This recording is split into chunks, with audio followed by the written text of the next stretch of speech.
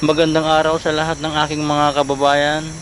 October 20, 2023, alas 7 po ng umaga.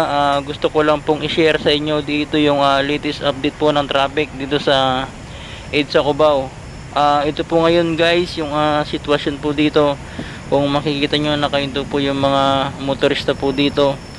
At makikita nyo po dito yung bicycle lane po, yung mga riders po ang mga nandoon guys. Yan po, dami pong riders. Bali sinakop na po nila yung yung lane ng bicycle lane po. Yan, ito po yung papunta po ng Santolan, Crami, Ortigas, Siu Boulevard, ayan, Boni, Guadalupe, Makati, yan po, Pasay. Yan po yung mga papunta po dito. Yan, bali southbound ito guys. Yan, southbound. Pati po yung nasa tunnel po. Yan, madalas ang pinupuntahan po ng mga motorista po yung tunnel. Kasi pag nasa tunnel ka, hindi mo dadaanan yung isang traffic light. Kaya dyan sila pumupunta, yung mga karamihan po ng mga motorista. Yan po sila sa tunnel. Yan po yung tunnel, yung gitna po. Yan, yan po yung mga motorista po ngayon. Alas 7 po ng umaga. Yan, Farmers Cubao po. Ito po yung tapat ng ng Araneta Center Cubao. Yan, medyo maluwag pa po dito sa bandang kanan po.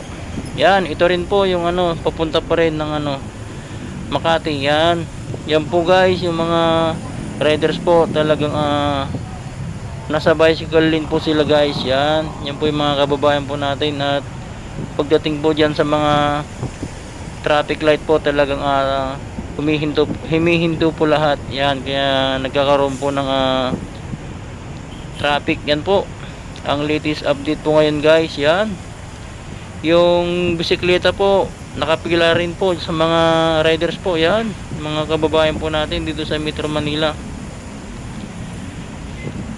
Dahil sinakop na po ng mga 4 wheels po yung dadaanan din sana ng mga riders po. Yan, kaya yung ibang riders po wala po silang magawa kundi pumunta po sa bicycle lane. Yan po. Yan,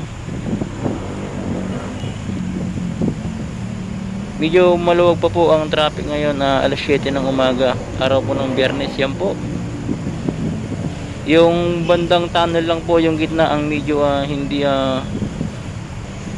umuusad po. Mabagal po yung takbo nila doon, dyan sa may bandang gitna po yung tunnel. Yan po, pero dito po sa mga service road po, medyo maluwag po dito. Nagkakaroon lang po ng traffic doon sa traffic light dyan sa Pitwason. Yan, yan po yung tunnel guys sa gitna. Papunta po yan ng ng Pasay po. Diyan din sa taas, ganyan, ganoon din po. Yan, ito naman yung northbound po, papunta po ng Kamuning, Quezon Ave, North Avenue. Yan po, SM North, Bagong Baryo, Monumento. Yan, biyayeng SM Fairview. Yan po yung kalsada na yan. Medyo napakaluwag po dyan kasi ang medyo matraffic lang po yung mga magtatrabaho po papunta po sa Ortigas, Makati, Pasay. Yan po, kaya matraffic po ang southbound kapag mga umaga. Yan, medyo maluwag pa po guys, alas 7 ng umaga. Yan, makikita nyo po medyo maluwag po dito guys sa ilalim po ng MRT. Yan, sa lahat po ng mga riders po, mag-ingat po tayo dyan sa mga carousel lane kasi may mga nanguhuli po dyan guys. Kaya mas maganda wag na kayong dumaan sa mga carousel lane, o kaya iwasan po ang bicycle lane. Yan po, kasi kahapon yung mga MMDA, balita ko marami po silang hinuli na nasa bicycle lane po ng mga riders po. Yan, at ang nakalagay na multa 1,000 po. Yan, kaya para maiwasan po ang abala, huwag na tayong dumaan sa mga pinagbabawal po. Yan, At mas maganda sumunod na lang po sa batas trapiko para hindi po tayo maabala.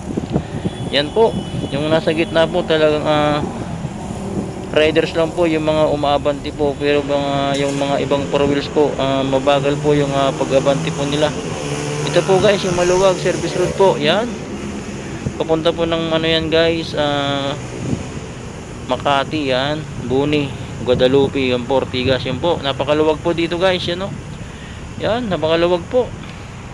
Sa may bandang gitna lang po talaga guys yung tunnel, talagang mabagal po yung pag-usad po ng ano dyan, mga motorista po, dahil yan po yung gusto nilang daanan, kasi wala pong ano yan guys, yung traffic light dyan, dire-diretso po yan. Pero pag dito ka sa service road po, pag nasa Pitwason ka, talagang may traffic light po doon, kailangan mong huminto. Pero pag nasa tunnel ka, dire-diretso lang po yan. Kaya yun po yung gustong gusto nilang daanan po, yung tunnel. Ayaw nila dito sa service road para hindi na sila makakaranas ng traffic dito sa traffic light ng Pitwason po, Pitwason EDSA. Yan po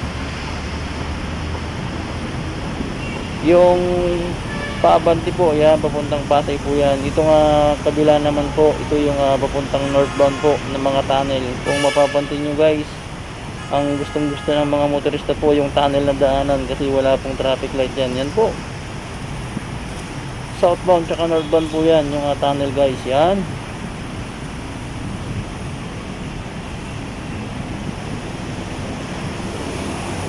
Ayun po yung bus carousel lane po, yan. Huwag nyo pong dadaanan ng mga riders po, yan. Para ayun po, may dumaan po na riders po doon, sumunod po doon sa carousel bus lane po, yan. Pero dito po sa iba malinis po yung carousel lane po dito, hindi po pumupunta yung mga ibang riders po. Ito na po yung mga riders na naman po ng mga